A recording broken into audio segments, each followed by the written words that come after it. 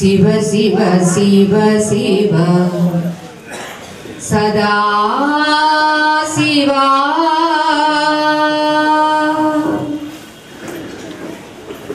ओम नमो नमो नमः शिवाय।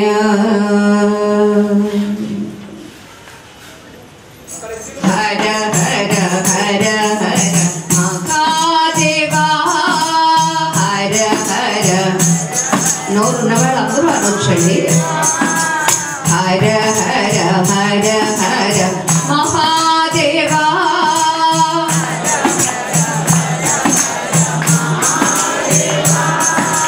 शिव शिव शिव शिव सदा शिवा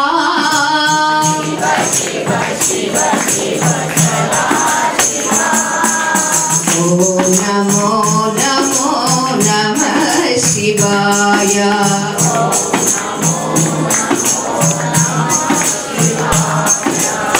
ओम नमो नमो नमः शिवाय।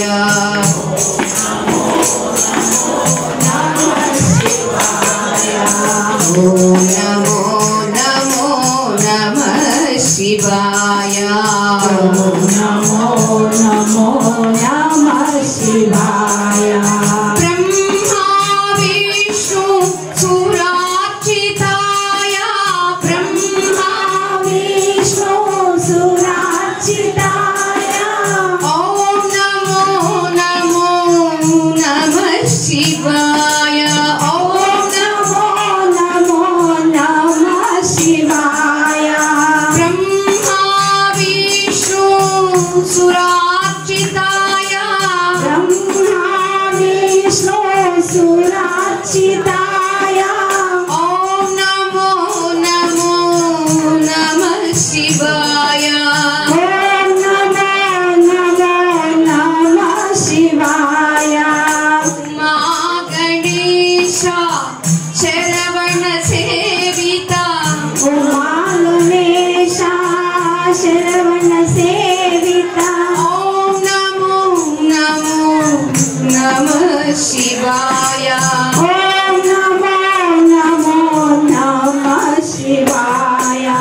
उमा गणेश शरवण सेविता उमा गणेश शरवण सेविता ओम नमो नमो नमः शिवाय। ओम नमो नमो नमः शिवाय। ओम नमो नमो नमः शिवाय।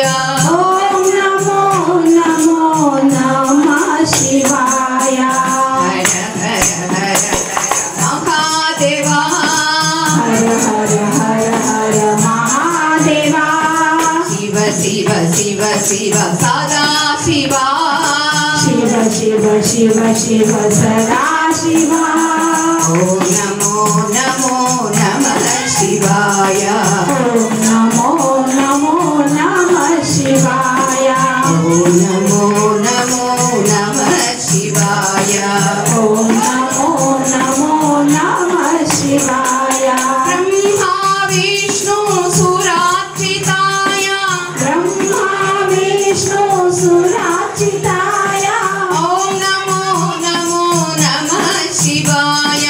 ओम नमो नमो नमः शिवाय। उमा गणेश शरवण सेविता उमा गणेश शरवण सेविता ओम नमो नमो नमः शिवाय। ओम नमो नमो नमः शिवाय। ओम नमो नमो नमः शिवाय। ओम नमो नमो नमः शिवाय। ओम नमो नमो नमः शिवाय। ओम नमो नमो नमः शिवाय। हर हर हर हर महादेवा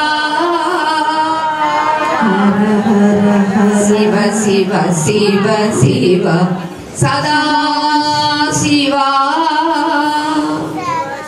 ओम నమః శివాయ. హర నమః పార్వతీపతయే హర హర మహాదేవ్.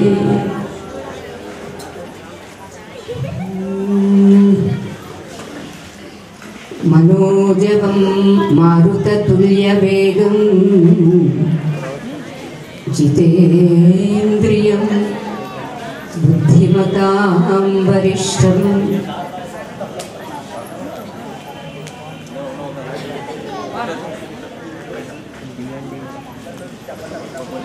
వాతాత్మజం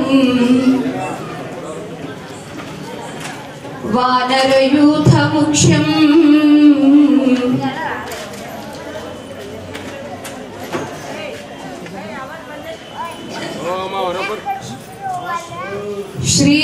శ్రీరామదూతం శిరసా నమామి.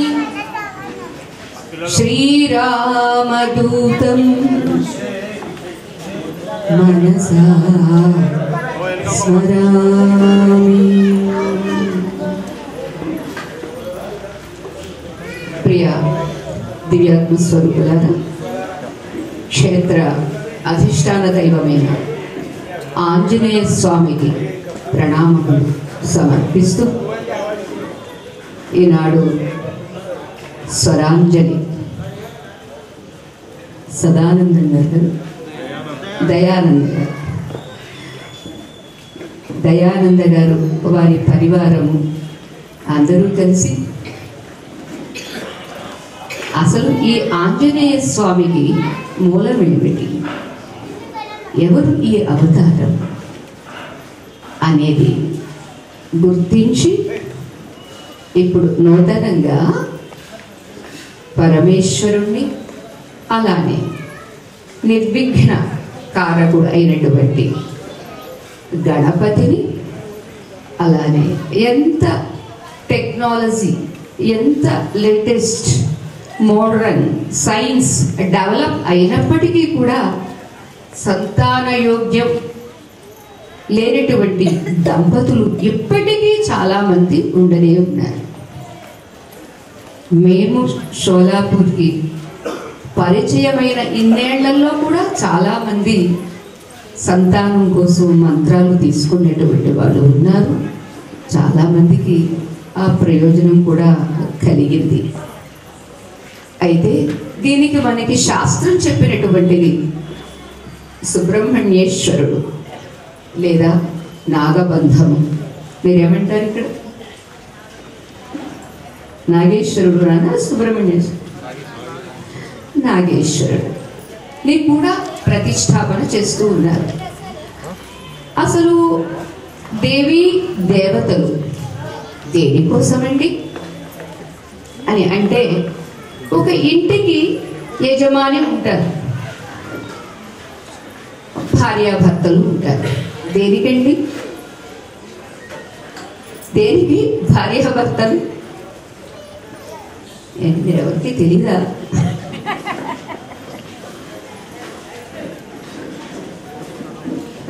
ఇంటిలో ఉన్నటువంటి ఆ యజమానులు సతీపతులు లేదా భార్యాభర్తలు దేనికి అంటే, ఇంటిని, ఇంటిలో ఉన్నటువంటి తల్లిదండ్రులు కావచ్చు, అన్నదమ్ములు కావచ్చు, సంతానం కావచ్చు, వీళ్ళందరినీ పోషించడానికి ఒక ఉద్యోగము, వ్యాపారము, ఇది ఏదో ఒకటి చేస్తూ వాళ్ళని సరైన దారిలో, సక్రమమైనటువంటి దారిలో పయనింప చేయడం కోసం కృషి చేస్తూ ఉంటారా, ఉండరా? మీరు చేస్తున్న పని అదే, కానీ ప్రశ్నించేసరికి ఏమో అనుకున్నారు కదా. ప్రతి కుటుంబానికి ఒక బాధ్యత కలిగినటువంటి భార్యాభర్తలు ఉంటారు.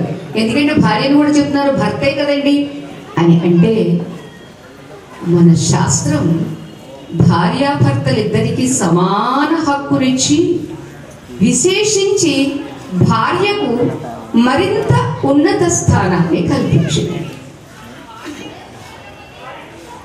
ఎందుకు అని అంటే, వివాహమైన తర్వాత సప్తపది 7 అడుగులు నడుస్తూ నువ్వు నాకన్నా వయస్సులో చిన్నదానివే అయినా నా జీవితాన్ని మంగళసూత్ర నిమిత్తంగా నీకు నేను ఇస్తూ ఉన్నాను.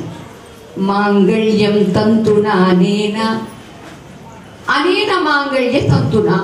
ఇదిగో ఈ దారము అనేటటువంటి ఈ పసుపు తాడుతో పాటుగా కేవలం తాడంటే అటో ఇటో పోతుంది.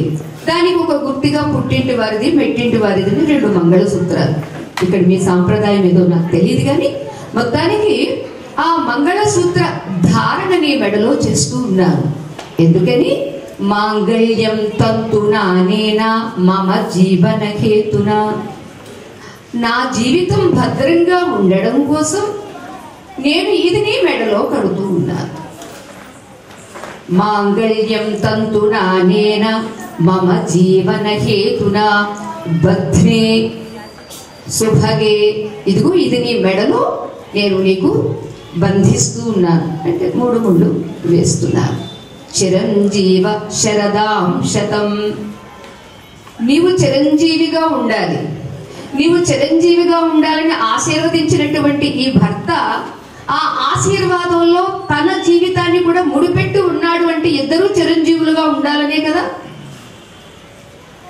అందుచేత ఇతను ఎక్కడెక్కడ తిరిగి ఎన్ని పాట్లు పడి సంపాదించి తెచ్చిన ఈ ధనాన్ని భార్యకు ఇవ్వాలి అని మనుస్మృతిలో మను ప్రజాపతి చెప్పాడండి. నేను చెప్తే మీరు ఒప్పుకుంటారా?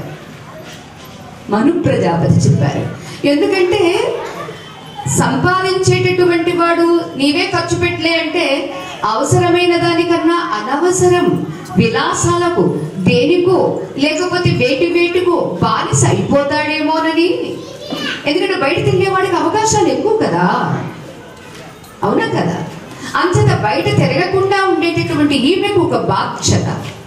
నిన్ననే మనం అక్కడ చెప్పుకున్నాము, స్త్రీ విద్యావతి అయితే ఇంటిల్లా వాదే తెలివితేటలతో ఉంటారు, విద్యావంతంగా ఉంటారు. ఈమె అవిద్యావతి అంటే ఏమీ చదువుకోలేదు, ఏమీ తెలియదు అంటే ఇంటిల్లపాది కూడా అలాగే ఉంటారు. అలా ఉండకుండా ఉండాలి అని స్త్రీకి సహజంగానే తెలివితేటలు ఉంటాయి కాబట్టి ఉన్నటువంటి ఈ తెలివితేటలతో ఆమె ఎంతటి బాధ్యతను స్వీకరించగలదు. అంతేకాదు తెచ్చి ఇచ్చినటువంటి ఆ ధనాన్ని దేనికి వ్యయం చేయాలి అంటే ఏది కొనాలి, ఏది అవసరం, పిల్లలకి డ్రెస్సా, పిల్లలకి పుస్తకాలా, లేక భర్తకు ఏమి అవసరం, లేదా ఇంటికి ఏమి అవసరం, ఇదంతా ఎలా భార్య చూసుకుంటుందో అలా విశ్వానికి అంతటికి 2 ఉన్నారండి యజమానులు. వాళ్ళెవరండి?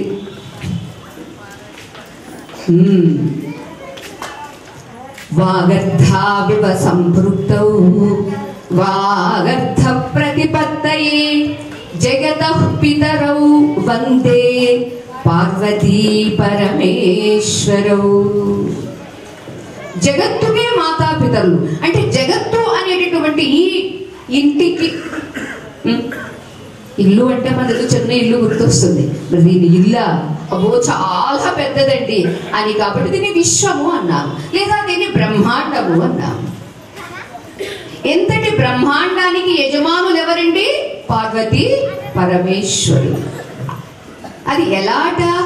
శబ్దము అర్థము 2 వేరు చేయలేని విధంగా ఎలా ఉంటుందో అలా పార్వతీ పరమేశ్వరులు. అందుచేతనే వాళ్ళ మనం ఏమంటామండి? అర్ధనారి అర్ధ ఈశ్వరుడు. అర్ధ మొన్న ట్రైన్లో వెళ్తూ ఉంటే భార్యాభర్తలు 2 కలిపి ఒకే టికెట్ తీసుకున్నారండి. టీసీ గారు వచ్చి అడిగితే మేము కూడా ప్రక్కనే ఉన్నాం కదా, మాతాజీ గారు చెప్పారండి, పార్వతీ పరమేశ్వరులు హాఫ్ పార్టట. మరి మా సాంప్రదాయం హిందూ సాంప్రదాయం, భార్యాభర్తలు అంటే లైఫ్ పార్ట్నర్స్ కదా, అంచేత పార్ట్నర్స్ కాబట్టి 2 కలిపి ఒకే టికెట్ తీసుకున్నామంటే తప్పు కాదు కదా. ఆ టీసీ గారు ఏంటమ్మా మీరు ఎలా కూడా చెప్తారని నా వంతు చూసాడండి. మేము చెప్పామే తప్ప ఇక్కడ మనకి భౌతికంగా శరీరాలు వేరువేరుగా ఉన్నాయి. అంచేత వేరువేరుగా ఉన్నవి కాబట్టి వేరువేరు సీట్లు కావాల్సి వస్తుంది కదా. చూడండి ఇక్కడ పార్వతీ పరమేశ్వరులకు వేరువేరు సీట్లు అక్కర్లేదండి.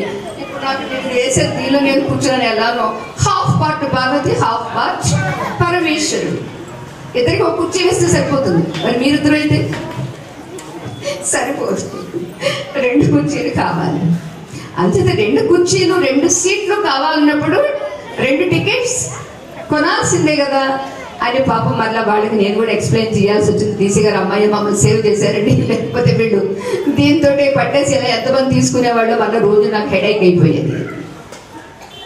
అంచేది ఇక్కడ భౌతికంగా స్త్రీ పురుషులు శరీరాలు వేరైనప్పటికీ ఏకం కావాల్సింది ఏమిటది?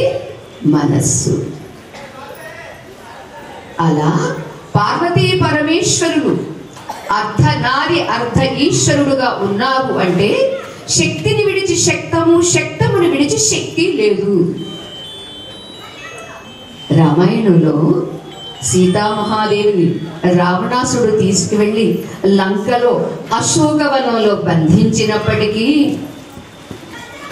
సీతాదేవి మనస్సు రాముని యందు ఉంది, రాముని యొక్క మనస్సు సీతాదేవి అందు ఉంది.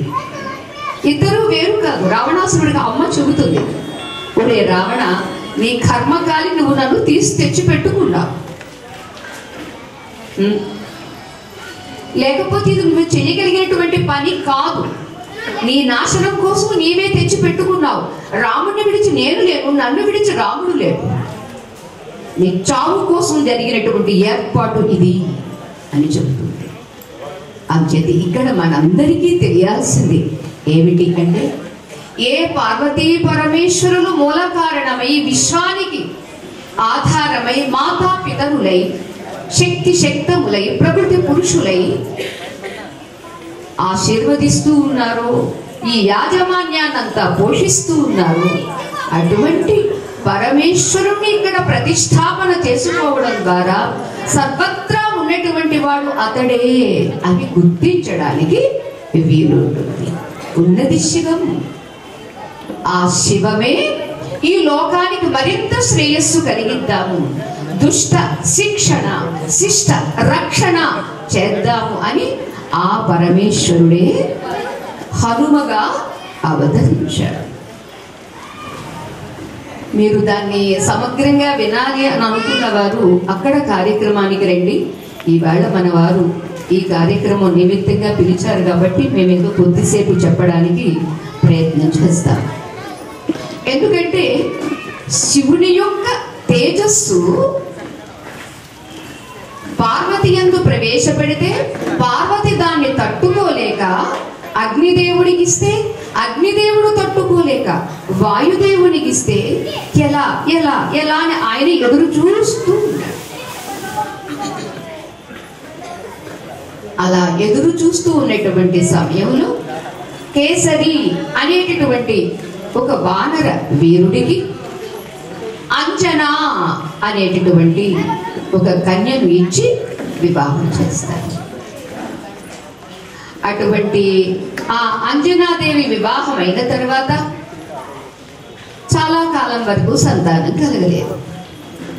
సంతానం కోసం పరితపిస్తూ ఉన్న సమయంలో అంజన అంటుందండి, నాథ, మీకున్నటువంటి బల వీర్య పరాక్రమాల ద్వారా మీకు తపస్సు చేసుకోవడానికి సమయం ఉండదు, నేను తపస్సు చేస్తాను అంటుంది. చూడండి, ఈ మాట ప్రతి ఒక్క స్త్రీ కూడా గుర్తించాలి, తెలుసుకోవాలి.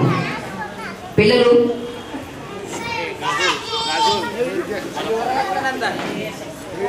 ఏ బాబు కాసేపు ఉంచు, కార్పెట్టలో ఉంచు.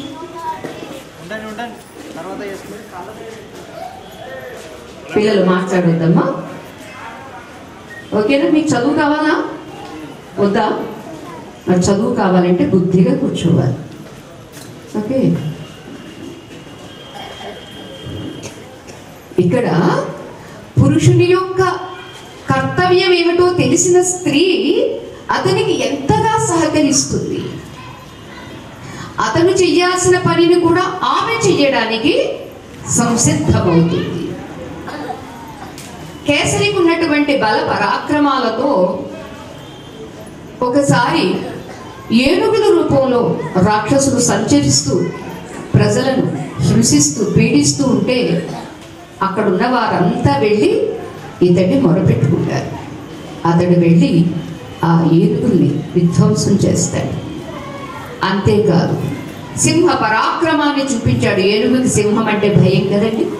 అంచేత అతడికి కేసరి అనేటటువంటి నామం ప్రసిద్ధమయ్యింది. అంచేత మీరు సమాజాన్ని సంరక్షిస్తూ ఉన్నారు. సమాజ సంరక్షణలో కేవలం మన కుటుంబ బాధ్యత లేదా కుటుంబం యొక్క కర్తవ్యము అని మీరు దీన్ని అనుకోవద్దు. దీన్ని విడిచిపెట్టండి. నేనున్నానుగా. భర్తకు ఏదైనా ఒక సమస్య వస్తే పరిష్కరించడానికి తగినటువంటి శక్తి సామర్థ్యాలు స్త్రీకే ఉన్నవి.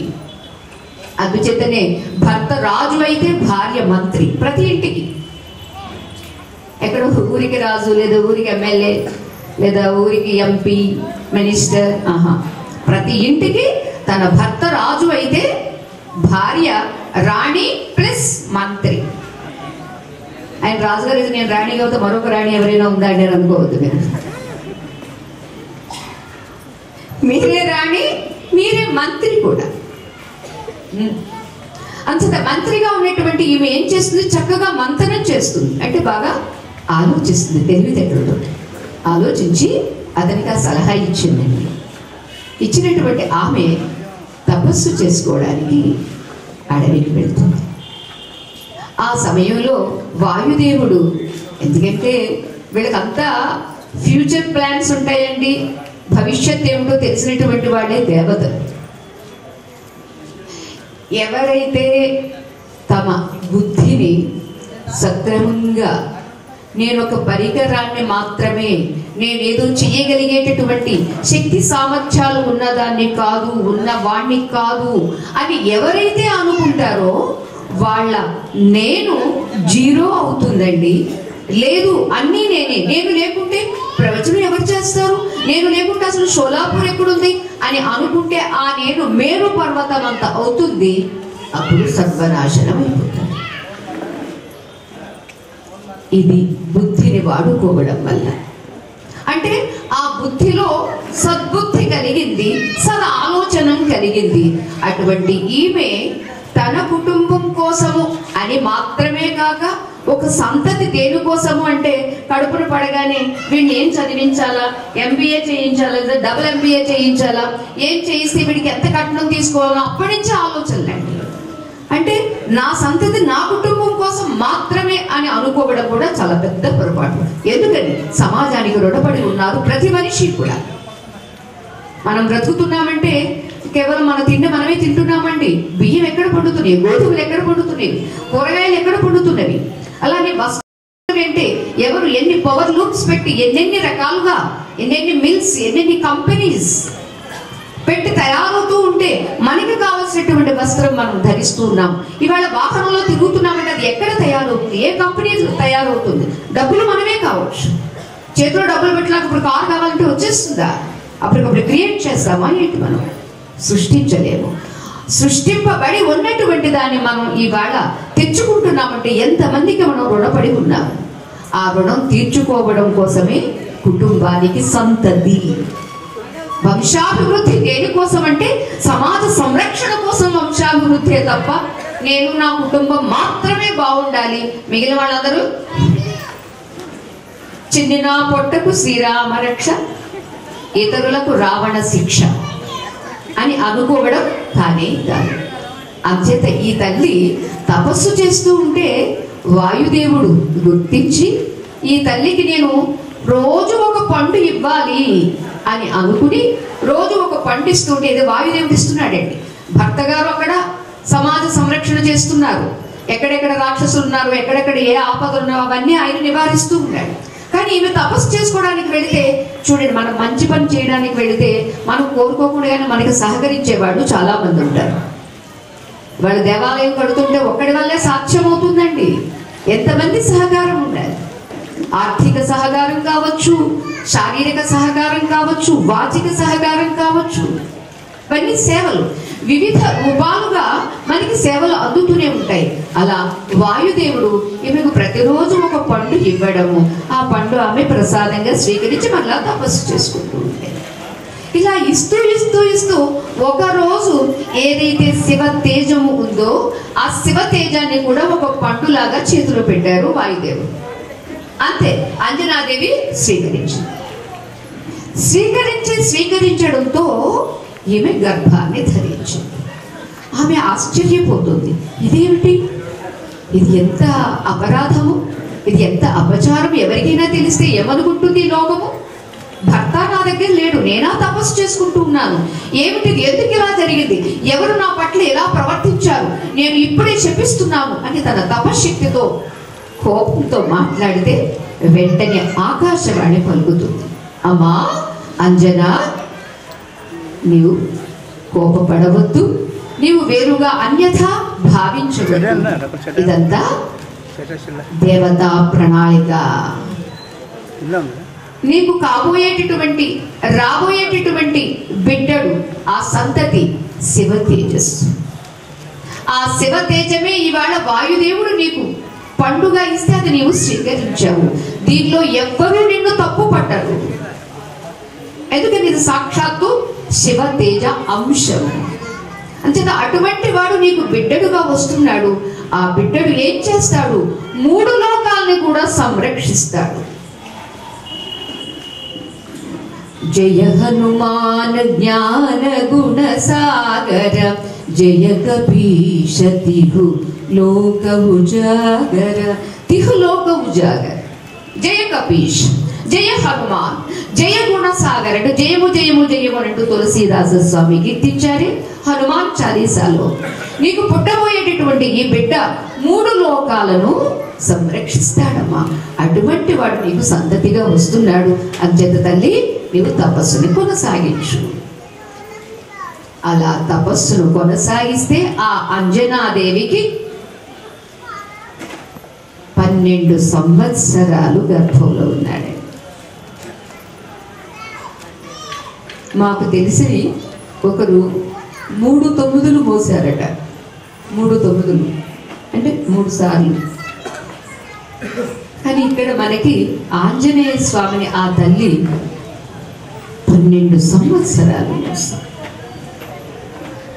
ఆమె అనుకుంది, అయ్యో ఇదేమిటి, ఇంకా రాలేదు, ఏమనుకుంటారు, అసలు శిశువు పెరుగుతూ ఉన్నాడా, ఏమి జరుగుతుందంటే ఆ వేళ ఇంకా స్కాన్స్ రాలేదు కదండి. గబహాన్ని టెస్ట్ చేయించుకుని స్కానింగ్ తీసుకుందామంటే, అయితే ఆ స్కానింగ్ అవసరం లేకుండానే దేవతలు దివ్య దృష్టితో చూస్తూనే ఉన్నారు. అమ్మ నీవేమీ కంగారు పడవద్దు, వచ్చే సమయం ఆసన్నమైనప్పుడు అతనే వస్తాడు అని అన్నారు. మొత్తానికి వైశాఖ మాసంలో బహుళ పక్షంలో అంటే కృష్ణ పక్షంలో దశమి నాడు కర్కాటక లగ్నంలో మిట్ట మధ్యాహ్నం 12 గంటలకి అంటే వాళ్ళ ప్రభు రామచంద్ర స్వామి కూడా అప్పుడే ఆవిర్భవిస్తాడు.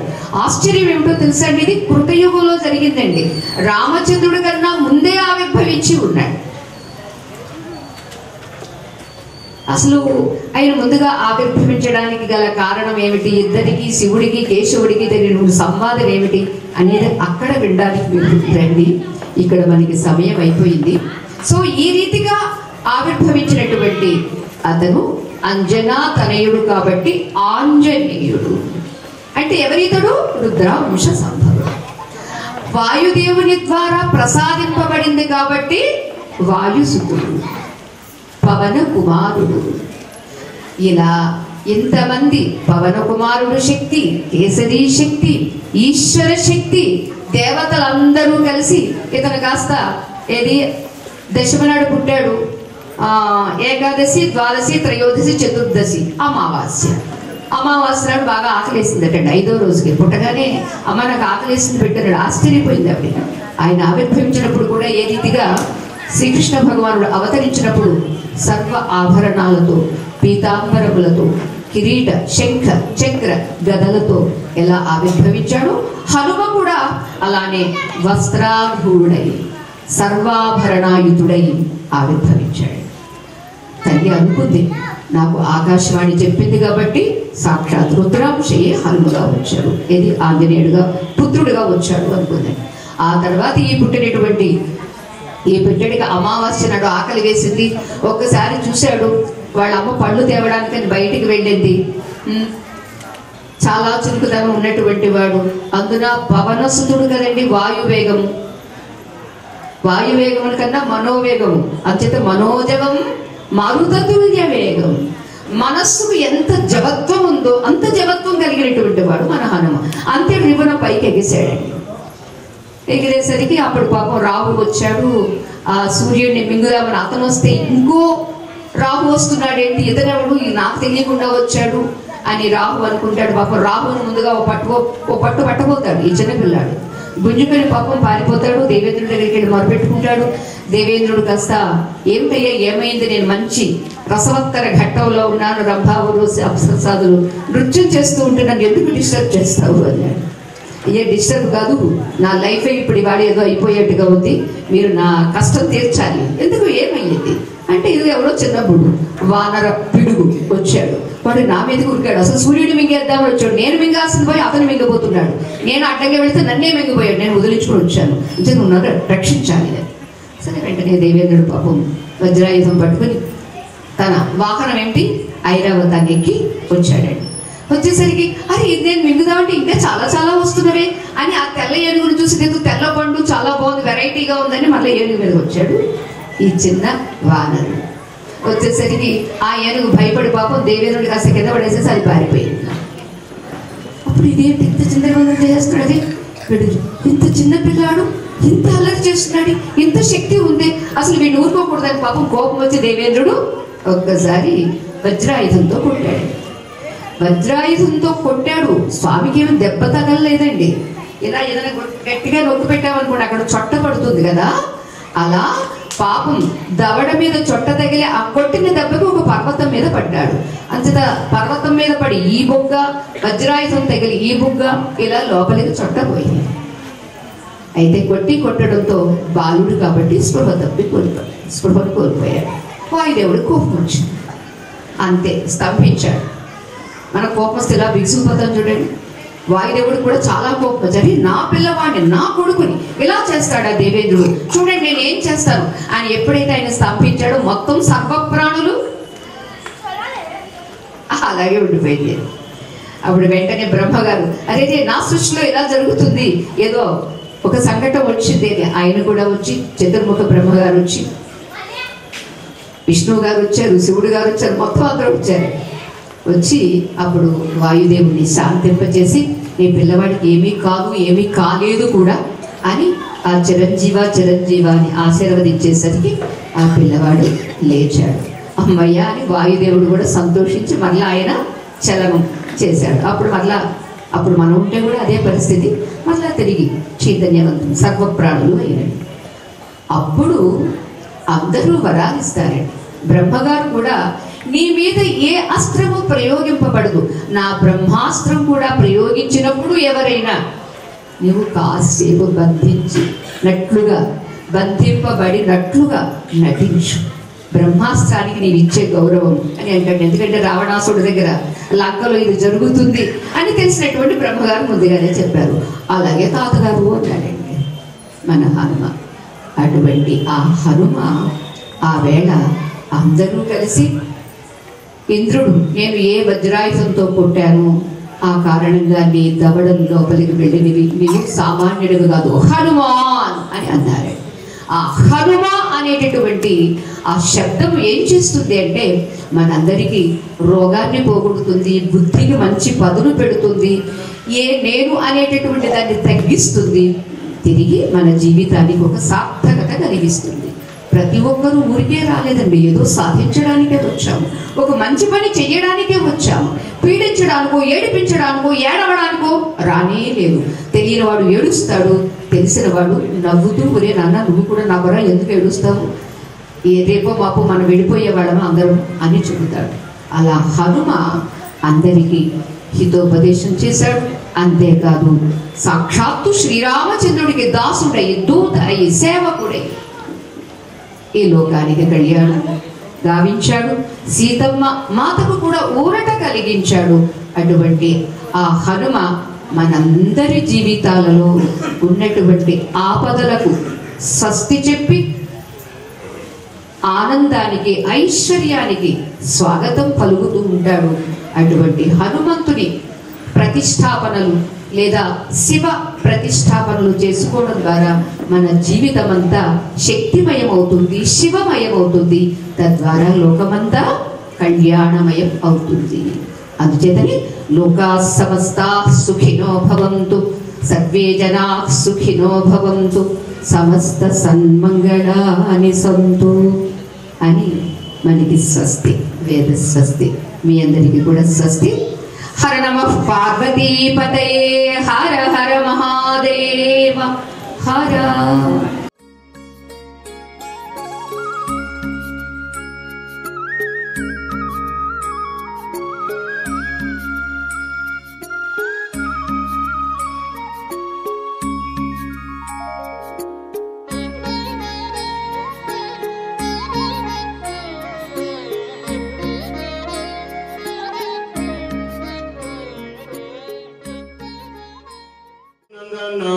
జయ జయ రామ,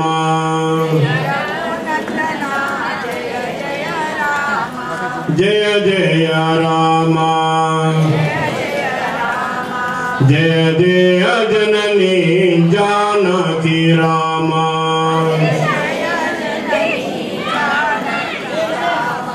నవ నవ కమల మేఘ శమా,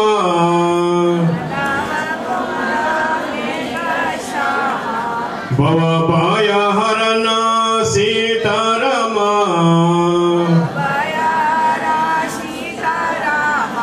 సీతారమ, కోదండ రామ, అయోధ్య రామ, పట్టాభి రామ, సీతారమ. बोला श्री राजा रामचंद्र भगवान की जय। राम लक्ष्मण जानकी, जय बोलो हनुमान की, राम लक्ष्मण जानकी, जय बोलो हनुमान की, बोला श्री बजरंग बली की जय। इंत मट्टुकु माताजी యొక్క ప్రవచనం మొదలుకొని విన్నాం గనుక కొద్దిగా సేపు అనేది ఏదో ఇక్కడ మన మహారాష్ట్ర తెలంగాణకు మొదలుకొని హనుమాన్ శనివారం నాడు పుట్టిందని ఇక్కడ మానాయిస్తుంటుంటాం. అక్కడ ఉత్తరాఖండ దిక్కు అక్కడ దేవనగరి అని అంటుంటారు. ఉత్తరాఖండ దిక్కు దేవనగరి అంటే దేవుడు అవతారం ఎత్తిన స్థలం ఉన్నది. అక్కడ దేవనగరి అని అంటుంటారు. అక్కడ ఉన్నోళ్ళు హనుమానుకు లడ్లు సమర్పణం చేస్తుంటారు.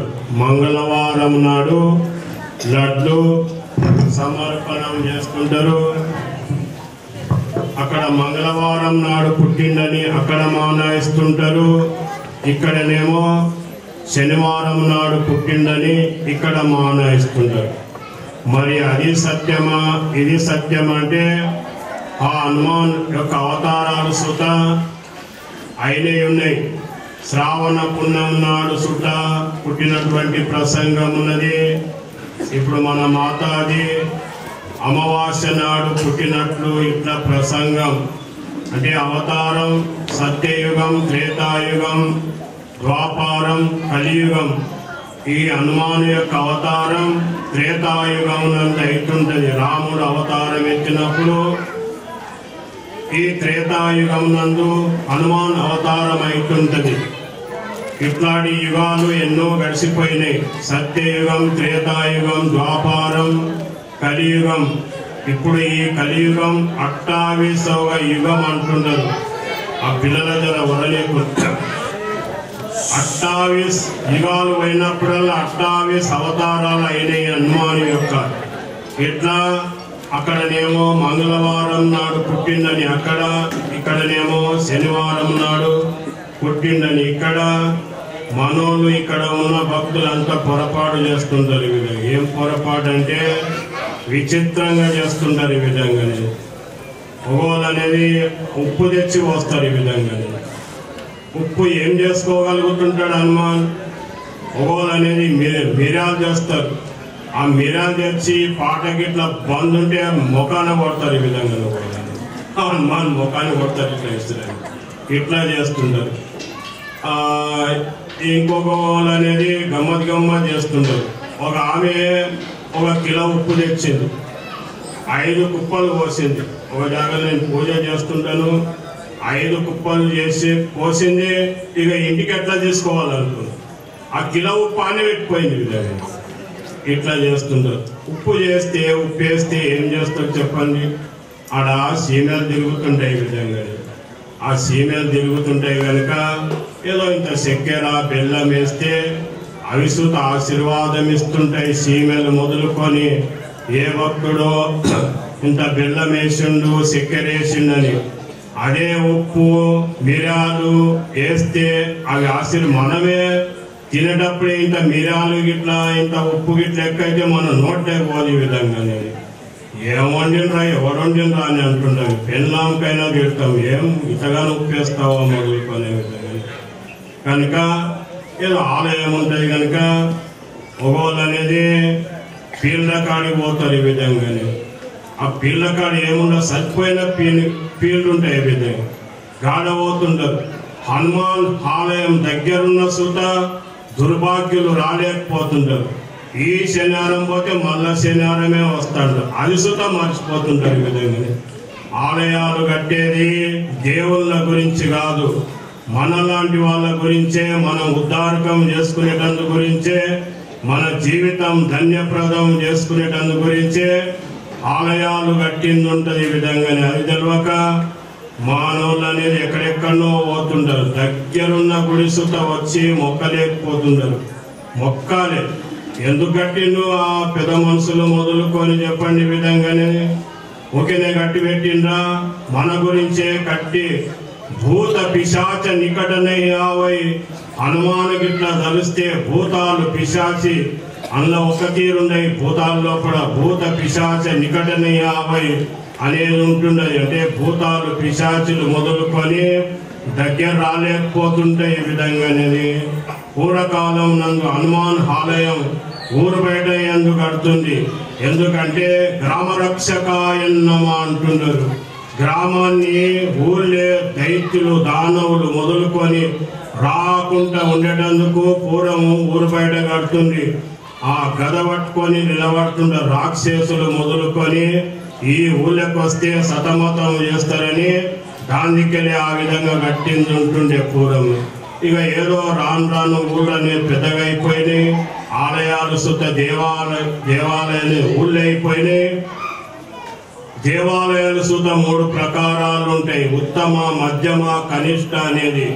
ఊళ్ళో దగ్గర కట్టుకునేది ఇది కనిష్టం, జర ఊరు బయట కట్టేది మధ్యం, పర్వతాల మీద కట్టేది ఉత్తమైంది ఉంటుంది.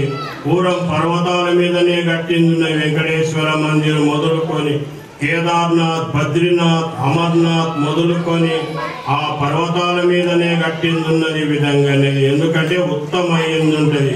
పర్వతాల మీద కట్టిన దేవాలయాలు ఉత్తమైనవి ఉంటాయి. ఆడ ఎవ్వని ఎద్దడున్నది. ఊళ్ళో దగ్గర కట్టుకునే జర మైక్ మొదలుకొని వెళ్తే బెదిరిస్తారు.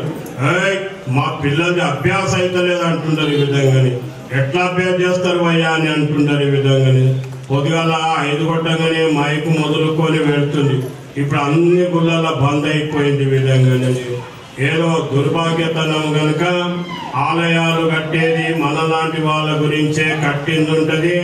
సీత శోక వినాశకాయన్నమా, సీత ఏడుస్తుంటే ఆమె యొక్క దుఃఖాన్ని తొలగించినోడున్నాడు హనుమాన్. కనుక ఏదో ఇక్కడ అనేది హనుమాన్ ఆలయం నందు రావాలి, వచ్చి మొక్కాలి. శనివారం అనేది ఏముండదు. ఇతర సమయం నందు సుత పిల్లల్ని మొదలుకొని తీసుకొని సిగ్గుపడతారు. ఈ విధంగా మొక్కనికి వచ్చి అనే విధంగా పెళ్లి పేరంటానికి పోనికి సిగ్గుపడతామో చెప్పండి. ఈ పొదరేపనే ధనద మొగలు ఎగిరింది కాక ఆడేళ్ళు సుత ఎగురుతున్నారు. ఈ విధంగా ఆడ ఎగరటానికి సిగ్గుపడరు. కానీ ఆలయానికి వచ్చి దండం పెట్టి ఏదో 5 చుట్లు తిరగటందుకు సుత సిగ్గుపడుతున్నారు.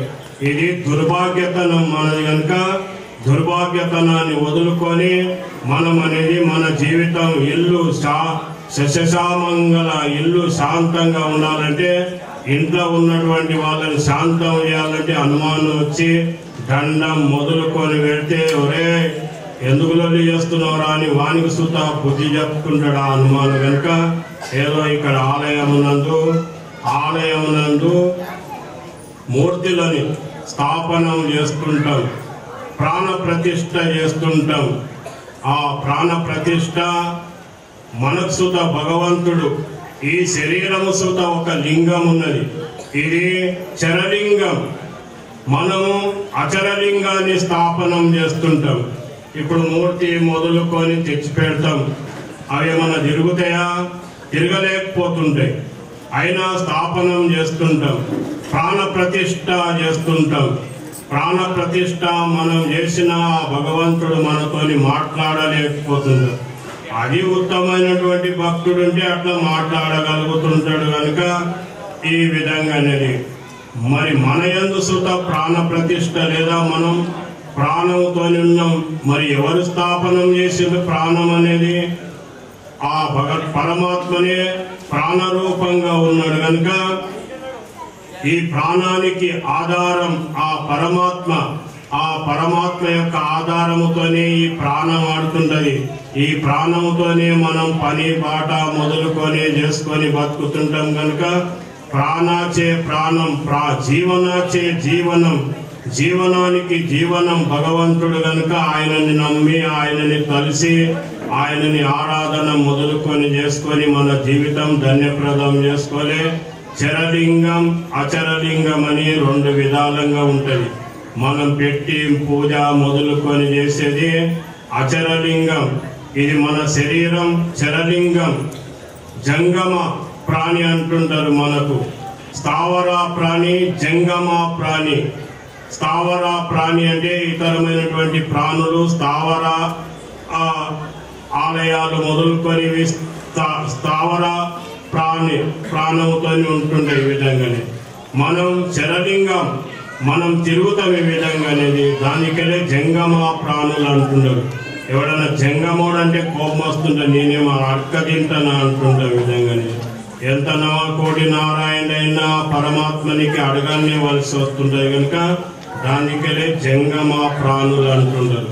ఈ జంగమ ప్రాణి, తిరిగే ప్రాణి శివ స్వరూపమయ్యిందే ఉంటది. శివలింగం, అచరలింగం, స్థిరలింగం అని ఇట్లా 2 విధాలంగా ఉంటాయి కనుక ఏదో ఇంత మటుకు ఏదో మాతాజీ అనేది ఎన్నో విధాలుగా తెలియపరిచింది. ఆ ఇంద్రుడు మూతి మీద కొట్టిండు. దీనికి హనుమ భాగం అంటుండరు. దీనికి హనుమ భాగం అనేది అన్నందుకే మూతి మీద కొట్టినందుకు హనుమాన్ హనుమాన్ అని పేరుగాంచిందున్నది. ఈ విధంగా అనేది ఆ హనుమానుడు అవతారం ఎత్తి ఎన్నో పనులు చేసిన రామకార్యం, రామదూత అయిపోయినోడున్నాడు, రామకార్యము చేసినోడున్నాడు. ఈ విధంగా ఏదో ఒక చిన్న దృష్టాంతం ఇచ్చి ఆజ్ఞలు చేశాం. ఆ సీతమ్మ అనేది ఆ లంకలో కూడా హనుమాన్ వచ్చినప్పుడు ఆకలి అయిందంట హనుమాన్. అప్పుడు అనుకున్నది, అయ్యో ఈడ నాది ఇల్లు లేదు, ఇడుపు లేదు, ఎట్లా ఏం పెట్టాలి, హనుమానునికి ఆకలి అయింది అమ్మా అని అడిగినందుకు ఏం చేయాలి నైనా అంటే, ఏదో నైనా నీకు ఎప్పుడన్నా నేను పెట్టగలుగుతాను కానీ ఏదో పండ్లు ఉంటాయి, జర కింద పడ్డాయి పండ్లు తీసుకొని తినిపో నైనా అని చెప్పింది. ఇక కింద పడాలంటే ఊకిన పడతాయా? ఆ చెట్లు ఊపిండి విధంగా ఆ చెట్లు ఊపేటానికి కింద పడ్డాయి, తిన్నాడు. అదొక కథ ఉంటుంది పెద్ద కనుక. లంక రావణాసురుడు మొదలుకొని మరణించిన తర్వాత అయోధ్య నగరానికి వచ్చినాక ఒకనాడు అనేది రాజపట్టాభిషేకం మొదలుకొని అయినాక ఈ హనుమానునికి కడుపు నిండా తిండి పెట్టాలని తన రామచంద్రునికి అడిగింది. అయ్యా నాత, ఈ హనుమానునికి నేను లంకలో పడున్నప్పుడు కడుపు నిండా అన్నం పెట్టలేదు, ఒక పూట నేను వండి మంచిగా పెడతానంటే వద్దు అన్నాడు శ్రీరామచంద్రుడు. వద్దు సీత, ఏదో ఆయన కడుపు ఏం నింపుతావు, ఆయన అందరి కడుపు నింపేటోడు ఉన్నాడు, నువ్వేం లేదు లేదు, నేను ఆనాడు అనుకున్నాను లంక లోపల ఒక పూట నన్ను ఆయన కడుపు నిండా పెడతా అంటే పెట్టు అన్నాడు. ఈ విధంగానే అప్పుడు బువ్వ చారు మొదలుకొని అన్ని విధాలంగా వండి ఆ హనుమాను చెప్పింది, హనుమాన్ ఇలా ఒక కడుపు నిండా భోజనం పెడుతున్నా కనుక నువ్వు భోజనం చేయని చెప్పి. సరేనమ్మా నువ్వు పెడుతున్నప్పుడు నేను కాదంటానని యాళ్ళకు వచ్చిండు, కూర్చున్నాడు. భోజనం చేసేందు గురించి అన్ని విధాలుగా వేసింది. బువ్వ చారు మొదలుకొని అన్ని వేస్తుంటే తింటా పోతున్నాడు. ఈ విధంగానేది ఇట్లా ఆమె వడ్డిస్తా పోతున్నా, ఆయన తింటా పోతున్నాడు. తినంగా అన్నీ అయిపోయినాయి, బువ్వ చారు మొదలుకొని. ఇప్పుడంటే మనోళ్ళంటే సిడుక్కున వండుతారు గ్యాస్ మీద మొదలుకొని.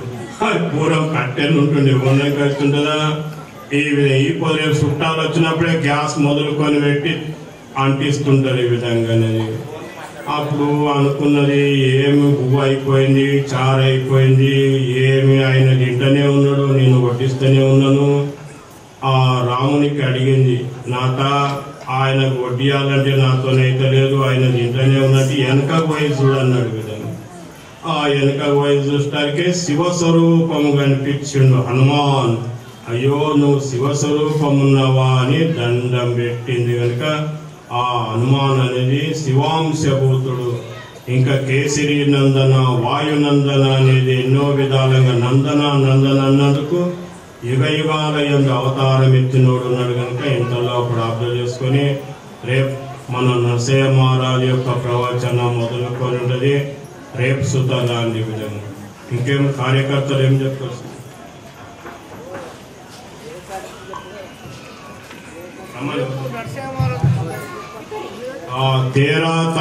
వచ్చే 13 తారీఖు నాడు లక్ష్మీనారాయణ మందిర్ నందు శాకాంబరి పౌర్ణిమ నిమిత్తం 64 కూరగాయల యొక్క భోజనం ఉంటుంది. ఈ విధంగానే అన్ని కూరగాయలు ఎట్లా వండుతారు, ఏడవుతారు అని ఇట్లా గురిగే అనుకునేటోళ్ళు ఉంటారు.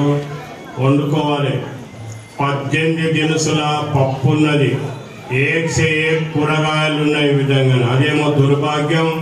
అన్ని కూరగాయలు ఇడిసి అన్ని పప్పు దినుసులు ఇడిసి మనోళ్ళు అనేది చికెన్ కూర ఆకుర తిని రోగాలు తెచ్చుకొని చూస్తున్నాం. కనుక వచ్చే 13 తారీఖు ఈ ఏడాది అదేమో లేక మనోళ్ళు బజ్జి కూర వండుకునే నాడే వచ్చింది. ఈ విధంగా దానికలే రాండి, అయినా మేము వడ్డీ పెడతాం. కనుక వచ్చే 13 తారీఖు సోమవారం నాడు లక్ష్మీనారాయణ మందిర్ నందు కార్యక్రమం ఉంటుంది. రాండి. అది కార్యకర్తలు